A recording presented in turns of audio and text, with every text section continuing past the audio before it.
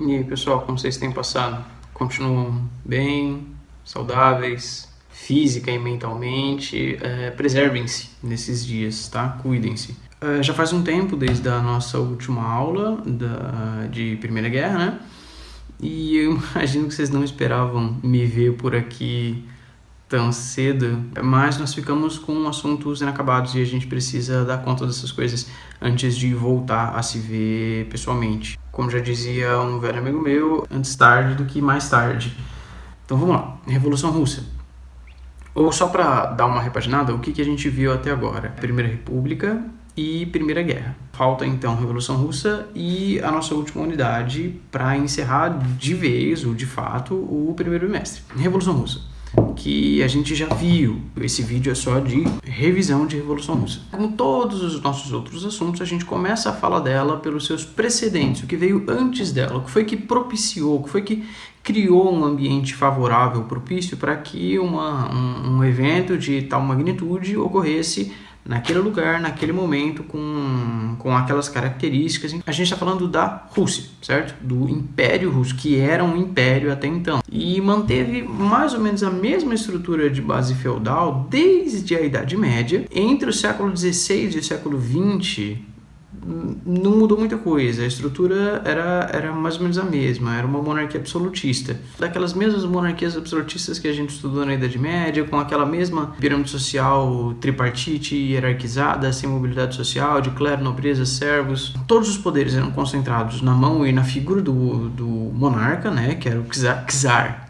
escreve-se dessa maneira assim, ó, czar, C-Z-A-R. Então a esse tipo de regime a gente vai dar o nome de czarista, ou regime czarista. Esse czar, que concentrava todos os poderes nas suas próprias mãos, ele contava com o apoio da igreja, que era uma vertente da igreja católica, que era a igreja ortodoxa russa, e da nobreza. O topo da pirâmide apoiava o czar. O que resta então? O terceiro estado, que são os servos, os camponeses e tal, que até então eram servos. Até o século XIX, a base da economia russa era agrária, com técnicas rudimentares, muito primárias e baixa produção, tão baixa que insuficiente para alimentar toda a população russa. Em fins do século, meados do século XIX, o czar Alexandre II, ele fez um programa de reformas para um estado mais moderno e industrializado para diminuir as diferenças sociais, que era alarmante e típico, na realidade, uma distância muito grande entre o primeiro e o segundo estado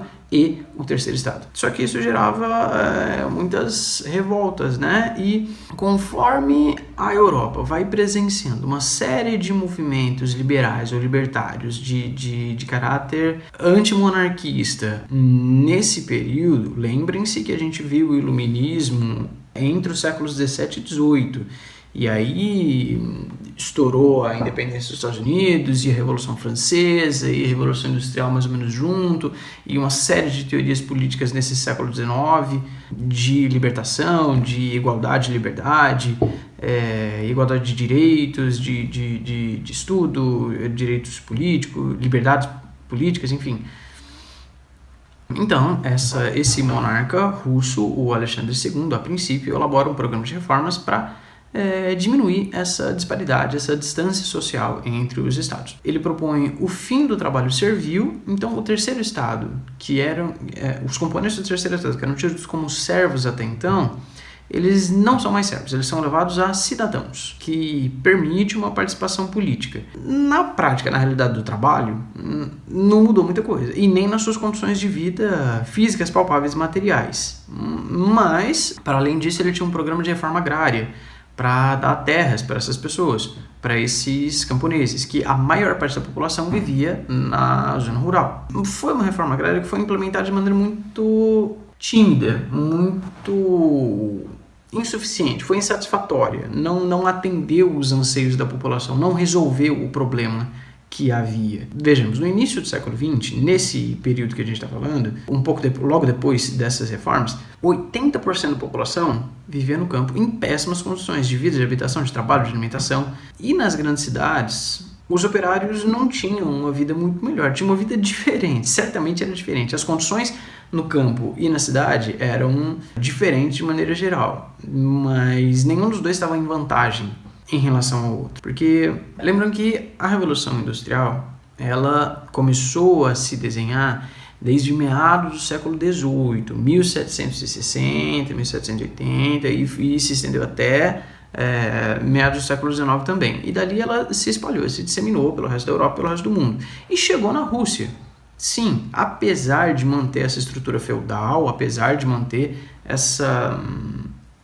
esse mesmo formato político, a industrialização já tinha permeado no Império Russo e se instalado nas grandes cidades. E nessas grandes cidades havia, então, uma classe operária que estava na base da sociedade, né? Estava primeiro entre o grupo dos servos, que não são mais servos, são cidadãos, mas que ainda têm condições de vida precárias, péssimas. E aquela exploração industrial que a gente viu no início da industrialização lá na Inglaterra, na França, ela se reproduz na Rússia, o que levou a uma organização de operários, a ocorrência de greves, as uniões de sindicatos, e esse regime opressor e exploratório impulsionou ideias políticas que estavam decolando na época. A gente viu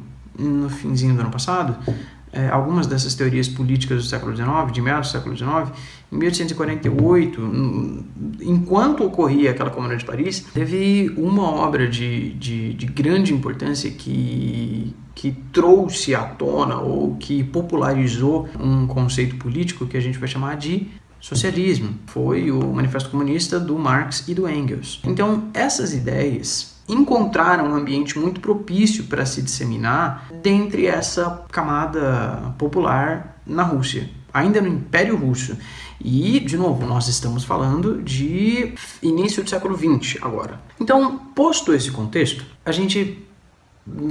eu vou só mencionar, eu queria só fazer uma breve visão, mas eu vou me alongando, eu vou falando, e eu não quero fazer um vídeo de 40 minutos só para essa aula, então eu vou só mencionar algumas coisas, tá? Que a gente já viu, só para trazer a memória e marcar essas coisas no tempo, ou na ordem cronológica que nos interessa, pelo menos. Então, se essa era a situação no início do século XX, logo no início do século XX, portanto, em 1904, um outro czar, o Nicolau II agora, ele alimenta um projeto expansionista de aumento do seu próprio território e do poder, portanto, e engaja numa guerra contra o Japão pelo controle da Manchúria, que fica no nordeste da China. Investiu tempo, dinheiro, soldados, mantimentos, vastos recursos que não estavam sobrando.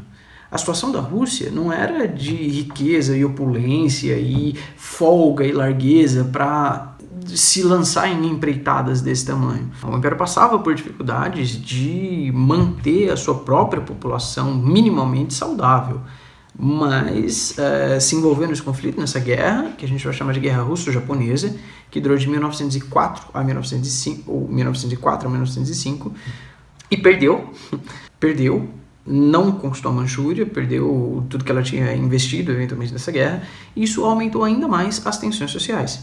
Tanto que, em janeiro de 1905, do ano seguinte, alguns operários em greve foram operários. Janeiro de 1905, uma galera revoltada, injuriada, perplexa, altamente e absolutamente descontente com essa guerra aparentemente despropositada para a maioria da população, marchou em greve na frente do palácio do czar. Uma marcha, assim, pacífica, pedindo melhores condições de vida, a abstenção desses conflitos externos, maior participação política, enfim, melhores condições de vida, de trabalho, de alimentação, melhores condições de vida em geral para a população. Essa manifestação, essa greve, essa marcha, essa passeata foi severamente reprimida, foi duramente reprimida. A Guarda Nacional, há boatos que dizem que o czar na realidade nem sabia, não foi ele que mandou matar. O fato é que a guarda do czar abriu fogo contra essa galera, matou centenas de pessoas, e esse evento de 22 de janeiro de 1905 ficou conhecido como o Domingo Sangrento. Isso repercutiu de maneira muito forte, muito pesada e muito negativa no governo desse czar, e ele se viu obrigado então a convocar o parlamento, a Duma, formado por deputados eleitos. Nessa Duma, esse parlamento autorizou a criação dos sovietes, que era um conselho formado por delegados eleitos por operários, camponeses e soldados. Então, a base da sociedade. O que dava, portanto, concedia maior poder ou maior participação política à população, ao terceiro estado, ao piso dessa pirâmide social. Aquelas mesmas pessoas que foram massacradas no Domingo Sangrento, agora elas têm uma prerrogativa maior de participação política nesse ainda Império Russo, que estava começando a desarticular aquelas estruturas feudais de poder. Então, nesse mesmo contexto, formam-se ou tem início a formação de partidos políticos de oposição ao czar, e isso é inédito na Rússia, porque num império, num estado absolutista, não existe partido político de oposição, não existe uma oposição legalizada, não existe uma oposição formal. É claro, é óbvio que existe oposição. Existem revoltas, existem greves, existem passeatas, enfim. Mas não existe, isso não é constitucional. Não tem um aval político para o seu funcionamento. Agora tem. Então, essa estrutura política do Império Russo começa a se transformar. O principal desses partidos políticos de oposição ao czar era o Partido Social Democrata Russo, que defendia a implantação do socialismo. Em 1903, esse partido se dividiu em dois, entre os bolcheviques e os mencheviques. Os bolcheviques eram a maioria, tinham um peso de participação maior em número. Era liderado por um cara chamado Vladimir Ilyich Ulyanov, conhecido como Lenin, e a gente vai voltar a falar dele algumas vezes, mais para frente ainda nessa aula, que propunha uma aliança entre camponeses e operários para derrubar o czarismo e implantar o socialismo preconizado pelo Marx e pelo Engels. Por outro lado, nós temos os mencheviques, que se os bolcheviques eram a maioria, os mencheviques são a minoria, portanto, liderados nesse primeiro momento por um cara chamado, não sei a pronúncia, me desculpe, não sei se é Georgy Plekhanov e pelo Julius Martov. Eu vou escrever os nomes aqui para não ter erro. Os ideais eram mais ou menos parecidos com os bolcheviques. Eles também idealizavam uma união de operários e camponeses para implantar o socialismo. Só que a diferença dos mencheviques para os bolcheviques é que os mencheviques aceitavam no seu ideário político uma aliança entre operários, camponeses e burgueses para a implantação do socialismo de forma lenta e gradual. Os bolcheviques, por outro lado, estavam empreendendo sua luta justamente contra a burguesia, que era aceita pelos mencheviques. Os bolcheviques queriam uma revolução imediata, rápida e absoluta, e os mencheviques, aliados à burguesia, queriam uma revolução, quer dizer, uma reforma no caso, né? Uma transformação lenta e gradual, caminhando aos poucos para o socialismo. Em 1912 se deu o rompimento definitivo entre esses dois grupos. Essas diferenças elas foram se acentuando com o passar dos anos. Os bolcheviques eles queriam a queda absoluta e imediata do czarismo e a saída da Rússia da Primeira Guerra. A Primeira Guerra é essa que começou em 1914, lembram? Então procurem acompanhar essa passagem do tempo. Depois eu vou fazer uma linhazinha, vou botar as datas aqui, para a gente retomar e não se perder. Tá? Mas vamos juntando essas informações então. Muito bem, o governo tentou reprimir esse avanço das políticas bolchevistas ou bolcheviques, reprimindo essas organizações e prendendo vários dos seus líderes políticos, exilando alguns desses líderes, inclusive o Lenin, o Trotsky e o Stalin, que voltarão logo menos, já vamos chegar lá. Na última aula, a gente viu que a Primeira Guerra se estendeu de 1914 a 1918, não é? Em 1917, antes do fim da guerra, pouco antes do fim da guerra, dois eventos muito importantes aconteceram para o destino dela mesma. A Rússia se ausentou e os Estados Unidos entraram nela. Por que a Rússia saiu da guerra? O que estava acontecendo lá? É isso que a gente vai... buscando essa resposta que a gente se propõe a dar essa aula, para explicar o que estava acontecendo na Rússia, que levou ela a se ausentar da Primeira Guerra e consolidou, formou um sistema político que vai aparecer entre os personagens principais do nosso próximo tópico, da nossa próxima era, da nossa próxima fase desse século XX, né? No início dele a gente tem as duas grandes guerras e na segunda metade a gente tem a Guerra Fria. E a Rússia, ou o que vai se tornar a União Soviética, vai ser um dos personagens principais dessa trama aí. Muito bem, 1917. Fevereiro de 1917, acontece uma série de rebeliões populares, de greves gerais, de revoltas armadas em toda a Rússia, e o que compõe um cenário favorável para os soviéticos tentarem uma revolução. Eles já estavam politicamente organizados, já estavam fazendo reuniões frequentes, estavam se encontrando sempre, estavam com uma articulação política muito bem formadinha. E aí, com esse momento de instabilidade política, foi uma oportunidade ideal para que a revolução se consolidasse ali, naquele momento, com destaque para o soviete de Petrogrado, que era controlado pelos socialistas revolucionários, pelo Partido Reformista e pelos mencheviques. Isso vai ser muito importante nesse primeiro momento, que são eles que vão liderar a revolução do início de 1917. Essa revolução russa a gente pode dividir em duas etapas. As duas em 1917, mas uma no início do ano e uma no fim do ano. Essa primeira foi liderada pelos mencheviques. A Duma, o parlamento, nomeou um novo governo composto por mencheviques e outros partidos em defesa de um programa liberal e portanto, contrário ao absolutismo, à monarquia, né? Então, o czar se viu obrigado a renunciar, a abdicar. Então, de um regime de uma monarquia czarista, a gente passou para uma Rússia com uma república liberal, governada pelos mencheviques, que tinha um líder burguês, personificado na imagem, no nome e na pessoa do Alexander Kerensky. Esse primeiro governo revolucionário... Bom, que eu me atrevo a chamar de reformista e não revolucionário, mas o primeiro governo que foi instaurado logo após a queda do czarismo na Rússia de 1917, ele durou muito pouco, durou 8 meses. O clamor das ruas, da população, dos sovietes, era por paz, pão e terra. E a gente já vai retomar isso aí, eu me antecipei um pouco. Mas uma das exigências da população era a saída da Rússia da Primeira Guerra. Uma Rússia que já estava completamente quebrada, estava em péssimas condições das suas bases, né? A sua estabilidade política era inexistente, estava completamente abalada, tanto que foi isso que gerou um vácuo de poder que possibilitou o advento da própria revolução. As suas bases econômicas estavam destruídas, enfim, as relações sociais estavam completamente desgastadas.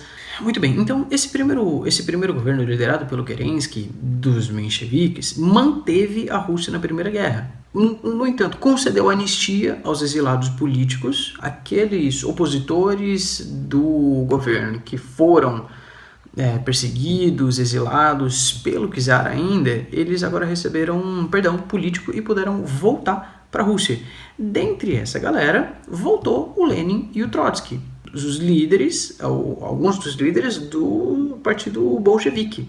Dentre esses 8 meses de governo dos mencheviques, a situação continuava precária, né? E é claro que a coisa não ia melhorar, a galera não ia trazer um bálsamo que ia curar todas as chagas do maior país do mundo em extensão, desde a época até hoje, na realidade, assim, da noite para o dia. Claro que não. Mas 8 meses se passaram sem que houvesse uma melhora significativa nos ânimos da população. A galera sentia que a revolução não estava concluída ainda. Tinha uma efervescência política absurda na Rússia durante todo esse período. Os encontros políticos dos partidos não cessaram. Era como se estivesse acontecendo uma eleição, sabe?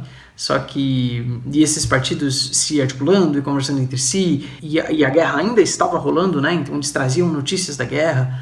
Foi um momento altamente politizado de grande parte da população da Rússia, ainda que, lembram que a maior parte dessa população vivia no campo, mesmo nos grandes centros urbanos, a massa da população era miserável, vivia sob péssimas condições, então o nível de instrução daquela população era muito baixo, muita gente era analfabeta, nem todo mundo sabia ler, mas nem por isso esses operários, esses soldados, esses camponeses deixavam de participar dessa luta política. Essa galera participava das reuniões, participava dos comitês, inclusive falava publicamente, expunha as suas ideias, as suas posições, enfim.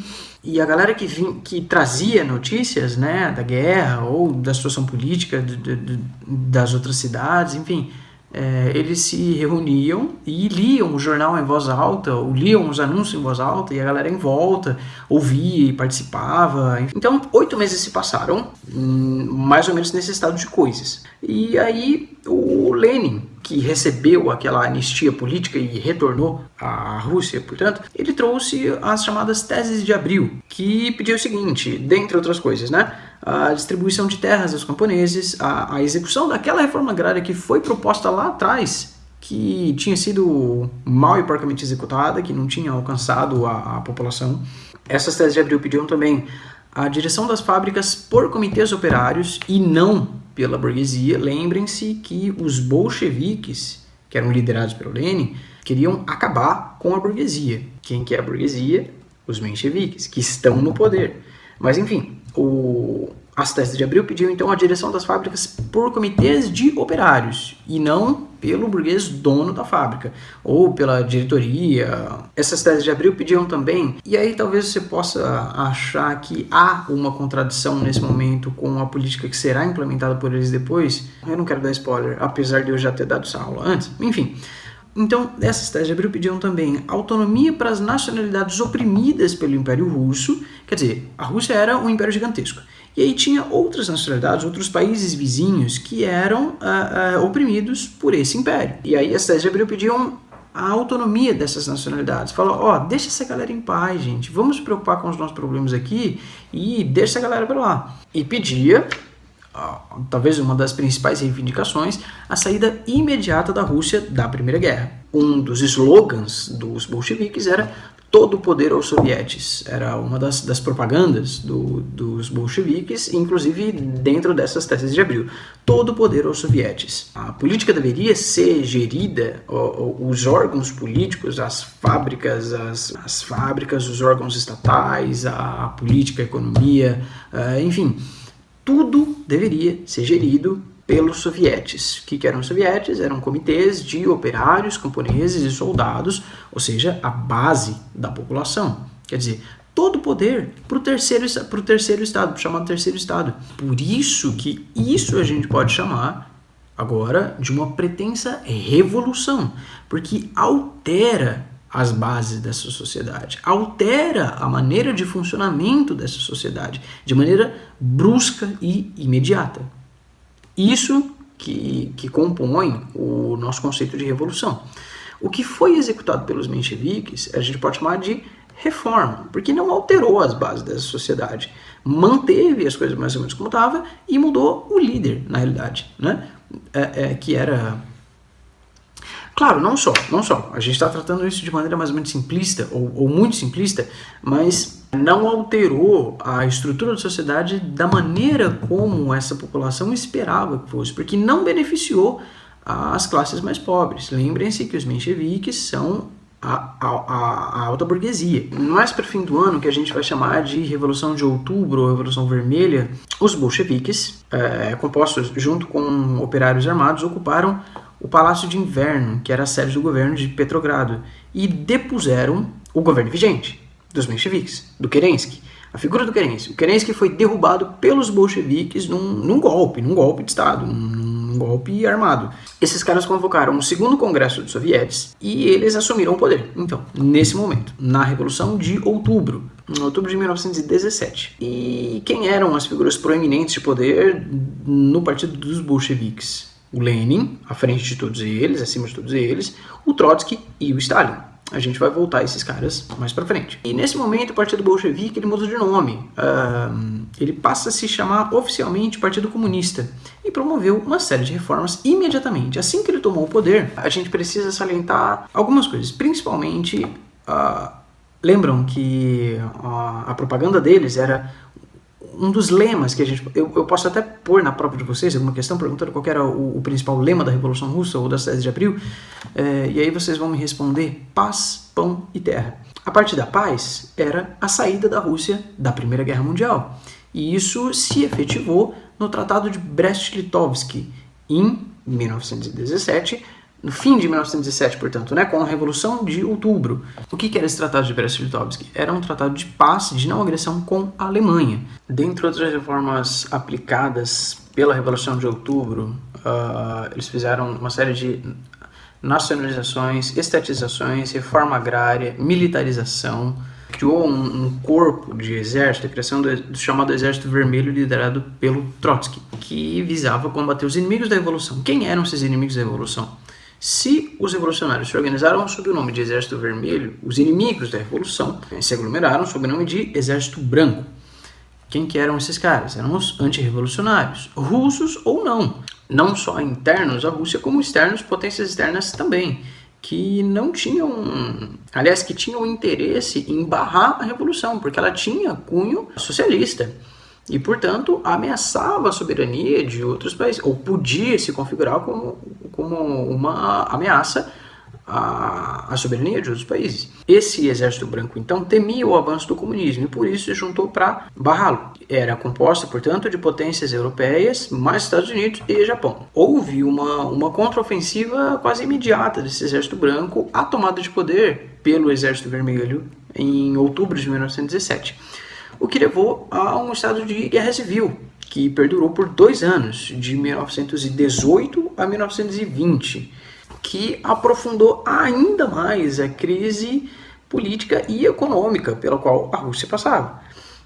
E para combater o Exército Branco, o Trotsky, com a anuência do Lenin, implantou o chamado comunismo de guerra. No que consiste o comunismo de guerra? O comunismo de guerra é um recrudescimento das ações do governo no sentido de angariar recursos para sustentar esse conflito. Porque é como que voltar todas as forças para esse fim específico. Então, a prioridade desses caras, no primeiro momento, era se manter no poder. Se estabeleceram no poder, mas eles precisavam se manter no poder para implantar as reformas e a sociedade que eles pretendiam para defender os seus ideais, para tornar possível a emergência e a ascensão de um regime socialista, que era a ideia propagada e defendida por esses caras. Para que isso fosse possível, eles precisavam se manter no poder. E isso não foi simples, não foi uma coisa fácil e natural.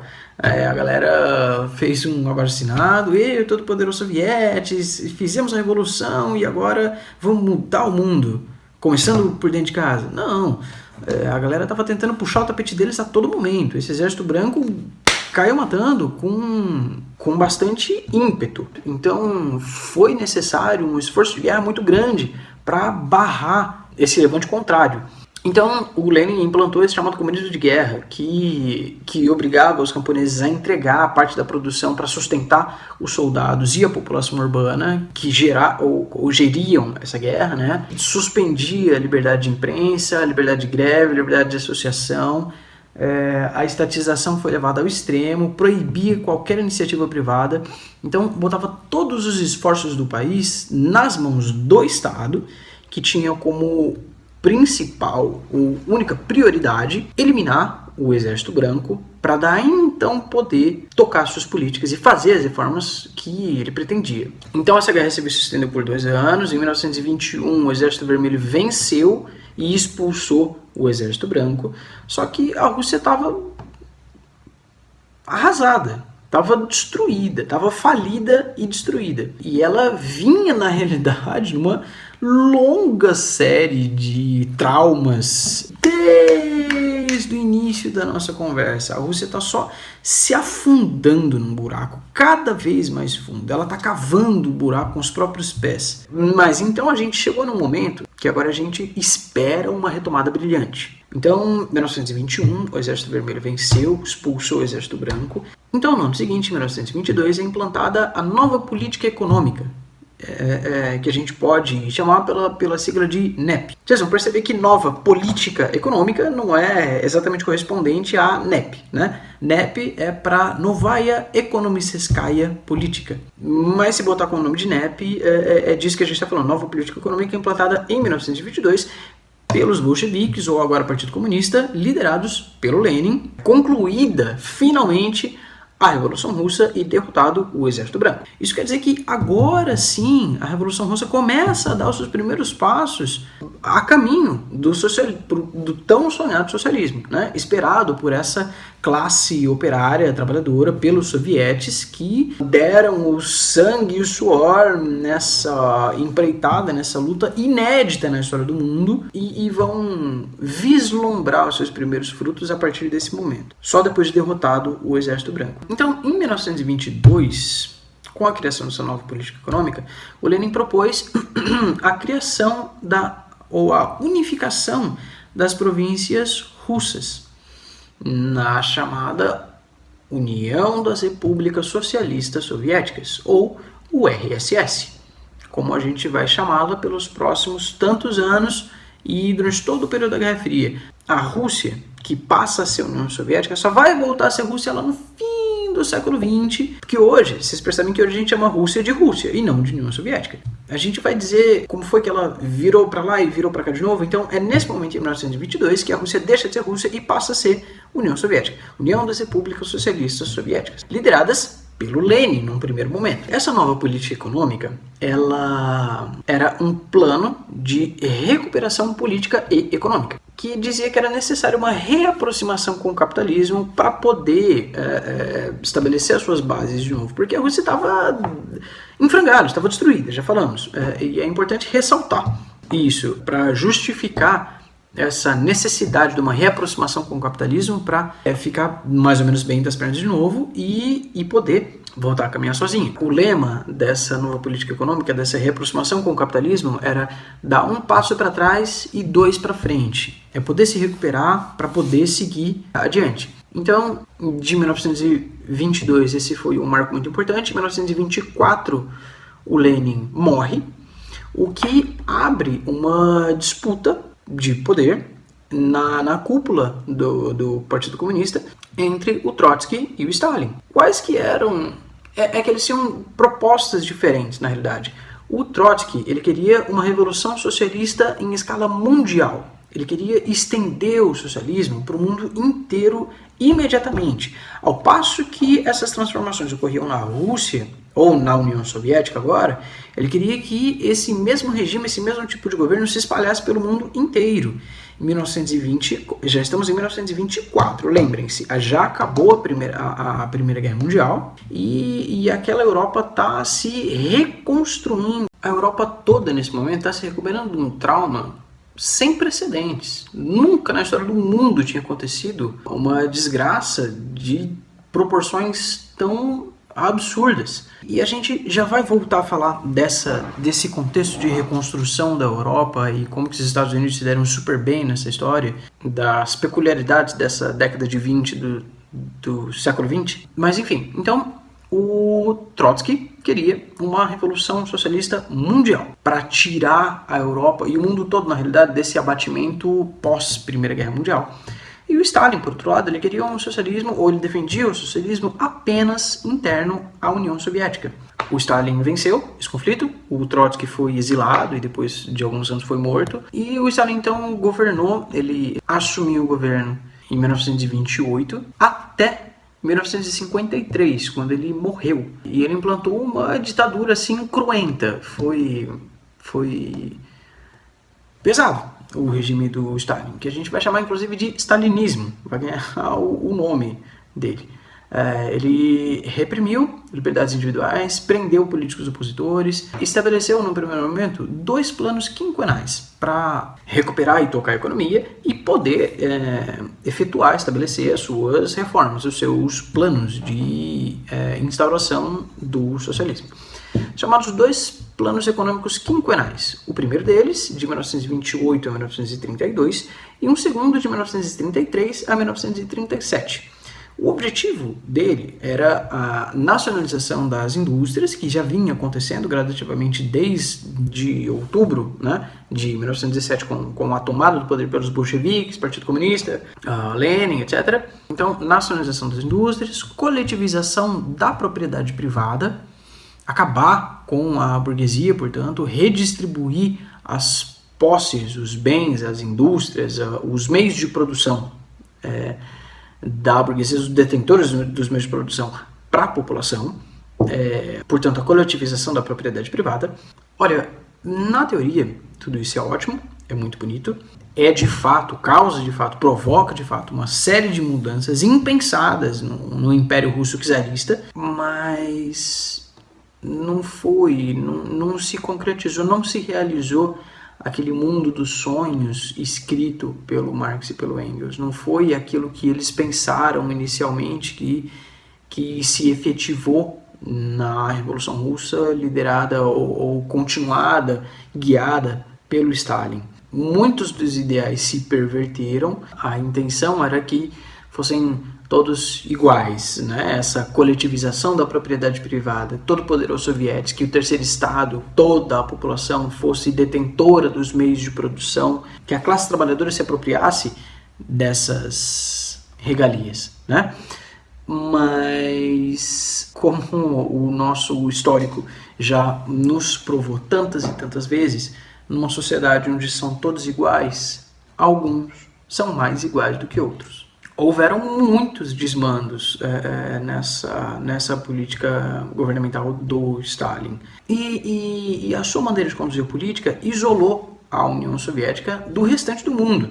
Claro, tinha alguns estados que eram favoráveis ao socialismo, que aderiram a essa política, mas mesmo assim a União Soviética estava distanciada do restante do mundo nesse momento. E a gente vai ter, inclusive, uma polarização tremenda, absurda, que vai elevar a União Soviética como um antagonista. Enfim, a gente vai guardem essa... Segura esse pensamento aí, a gente já vai trabalhar com ele na próxima aula, ou no nosso próximo assunto. Então, esses planos quinquenais do Stalin, ele tentou promover a economia internamente, investindo na produção de aço, na educação e na qualificação da mão de obra.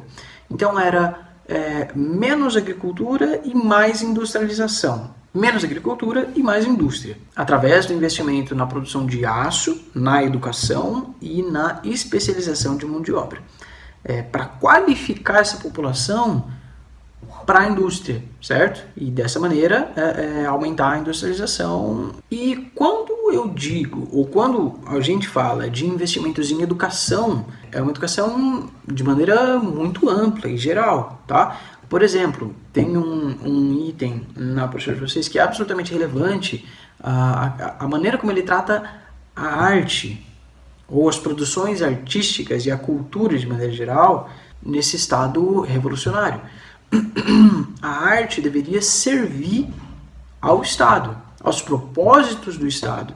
A arte deveria estar absolutamente relacionada e guiada e pautada, baseada mesmo nos ideais políticos do Estado, que era absoluto. O Estado era absoluto. O Stalin iniciou então um projeto de publicidade e propaganda para incentivar as novas gerações a apoiarem o socialismo soviético.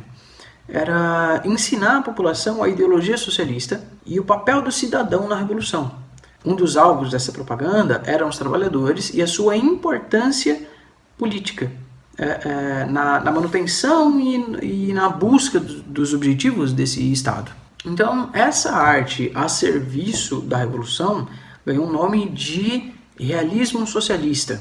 Tudo que divergia desses ideais era reprimido. Os ideais da Revolução, as propagandas políticas da Revolução, elas foram completamente romantizadas, foram idealizadas, foram propagadas, exemplificadas pela literatura, pelo cinema, pelas obras literárias, na escola mesmo. Tinha uma série de panfletos e propagandas políticas enaltecendo a imagem do Stalin, ele era visto, ou ele construiu a própria imagem como um líder supremo, como pai das crianças, exemplo de coragem e bravura a ser seguido, enfim.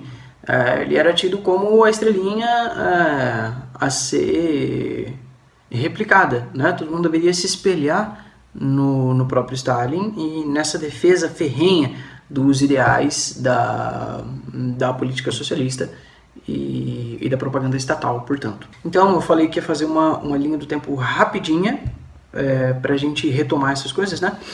Então, vejamos. Desde o século XV e XVI até o século XX, a Rússia foi uma monarquia absolutista czarista, certo?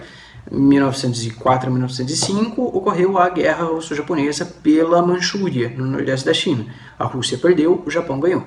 Em 1905, portanto, em janeiro de 1905, uma galera fez greve e marchou para o Palácio de Inverno do Imperador para pedir melhores condições de vida. Foram massacrados, uma galera morreu, que ganhou o nome, portanto, de Domingo Sangrento.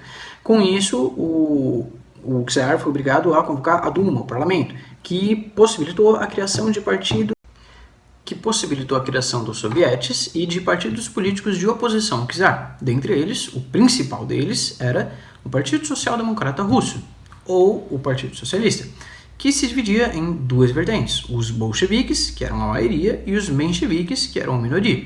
Os bolcheviques, liderados pelo Lenin, e os mencheviques, liderados pelo Júlio Martov. Em 1914, começa a Primeira Guerra Mundial. Se espalham revoltas populares por toda a Rússia, até que em fevereiro de 1917, o czar abdica, por causa de pressão popular, né, obviamente, e tomam o poder os mencheviques.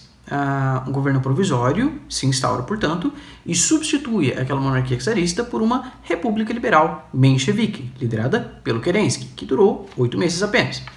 Então, durante esse governo provisório, essa república liberal dos mencheviques, dentre outras coisas, eles se mantêm na guerra, certo? Mantêm a Rússia na Primeira Guerra Mundial, no entanto, concede anistia política àqueles presos opositores ao partido, exilados. Então, nesse meio tempo, retorna para a Rússia o Lenin e o Trotsky. E o Lenin traz as teses de abril, com o lema de paz, pão e terra, e todo o poder aos sovietes. A gente tem uma situação de conflitos e como uma campanha política mesmo, em defesa dos ideais bolcheviques e contra a burguesia, portanto, personificada nos mencheviques na figura do Kerensky, que estava à frente dessa galera. E já nesse momento vão se articulando as forças paramilitares desses dois lados, né? O Exército Vermelho e o Exército Branco. Os favoráveis a uma revolução completa e radical e rápida e imediata, e os contra-revolucionários. Então, o Exército Vermelho revolucionário e os brancos contra-revolucionários. Até que em outubro desse mesmo ano de 1917, os bolcheviques realizam a Revolução Bolchevique, dão um golpe no Kerensky, depõem o governo dele, e o Partido Bolchevique, portanto, toma o poder e muda de nome, passa a se chamar Partido Comunista. Implanta várias reformas, dentre elas o Tratado de Brest-Litovsk, um plano de nacionalizações e militarização. Esse plano de militarização é a consolidação do Exército Vermelho liderado pelo Trotsky. Então, 1917 acaba aí, tá? Isso foi em fins de 1917. Em 1918 estoura uma guerra civil russa, que era justamente essa oposição entre revolucionários e contra-revolucionários, Exército Vermelho contra Exército Branco, que se alongou, se arrastou, se estendeu por 2 anos, até 1920. Durante esse período foi implantado o chamado comunismo de guerra, que concedeu, portanto, a vitória ao Exército Vermelho em 1921, só que deixou um saldo de uma Rússia destruída, arrasada. Em 1922 tem início a consolidação da União das Repúblicas Socialistas Soviéticas, a União Soviética, o RSS, e a NEP, a nova política econômica, com o lema de dar 2 passos, com o lema de dar 1 passo para trás e 2 para frente, que preconizava ou aceitava uma reaproximação com o capitalismo para poder estabelecer de novo as suas bases econômicas e poder se livrar dele e seguir adiante com com as políticas socialistas puramente. Em 1924, o Lenin morre, o que abre espaço para uma disputa política entre o Trotsky e o Stalin, a qual o Stalin ganha, implementa então o seu governo a partir de 1928 até a sua morte em 1953, que foi uma ditadura sangrenta e cruel, terrível. E aí a gente vai salientar só 2 planos quinquenais que ele propôs, com o objetivo de aumentar a indústria e diminuir a agricultura, investindo em aço, em educação, em propaganda. O chamado período do Grande Terror, permeado por essa publicidade e propaganda personificada, ou sob o nome que a gente pode chamar de realismo socialista, que trazia a arte a serviço do Estado, em tantas áreas e segmentos. E com isso, então, a gente cobre mais ou menos esse período de antecedentes da Revolução Russa, o seu desenrolar e as suas consequências mais imediatas, certo? Essa primeira fase do Lenin, a Guerra Civil, a unificação das repúblicas, a União das Repúblicas Socialistas Soviéticas e a sucessão dele pelo Stalin. Então, com isso, a gente encerra essa terceira unidade e a quarta unidade vem por aí para a gente encerrar finalmente o nosso primeiro bimestre. Até lá!